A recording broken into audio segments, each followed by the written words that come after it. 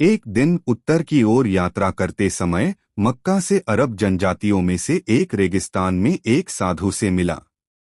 कुछ लोग उसके साथ बात करने के लिए रुके।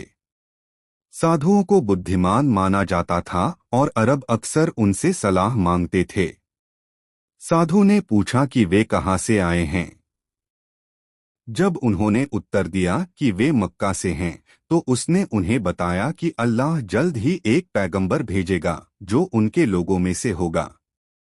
उन्होंने इस पैगंबर का नाम पूछा और साधु ने उत्तर दिया कि उसका नाम मोहम्मद होगा और वह उन्हें जीवन के एक नए रास्ते पर ले जाएगा।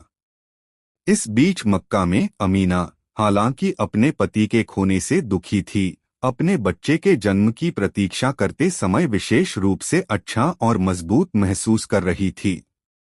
इस दौरान उसने कई चीजों के बारे में सपना देखा। एक अवसर पर ऐसा लगा जैसे उसके अंदर से एक महान प्रकाश चमक रहा था, और दूसरे पर उसने एक आवाज सुनी जो उसे बता रही थी कि उसे एक लड़का होगा और उसका नाम मोहम्मद होगा। वह उस आवाज को कभी नहीं भूली, लेकिन उसने किसी को इसके बारे में नहीं बताया। सोमवार को हाथी के वर्ष में रबी अल-अव्वल के 12वें दिन अमीना ने एक बेटे को जन्म दिया। अल्लाह अपने चुने हुए पैगंबरों में से किसी के जन्म पर इंसान को कई संकेत भेजता है, और 570 ईस्वी में रबी अल-अव्वल के उस 12वें दिन ऐसे कई संकेत देखे गए।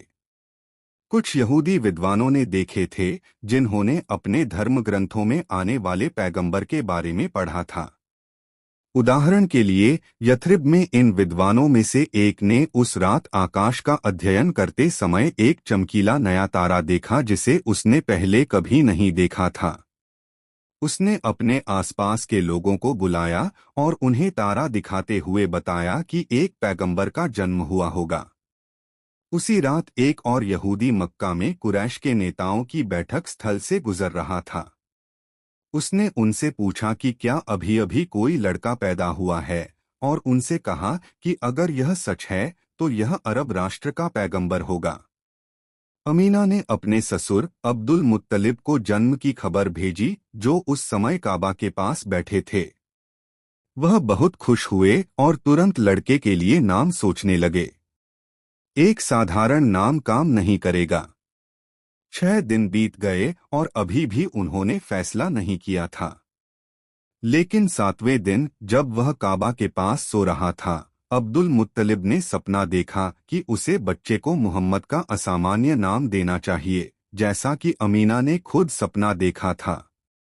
और बच्चे का नाम मोहम्मद पीबीयूएच रखा गया, जिसका अर्थ है प्रशंसित व्यक्ति। जब अब्दुल मुत्तलिब ने कुरैश के नेताओं को बताया कि उन्होंने अपने पोते का नाम क्या रखा है, तो उनमें से कई ने पूछा, आपने ऐसा नाम क्यों नहीं चुना जो हमारे लोगों द्वारा इस्तेमाल किया जाता है? उन्होंने तुरंत जवाब दिया, मैं चाहता हूं कि स्वर्ग में अल्लाह उसकी प्रशंसा करे और पृथ्वी पर मनुष्य उसकी प्रशंसा करें।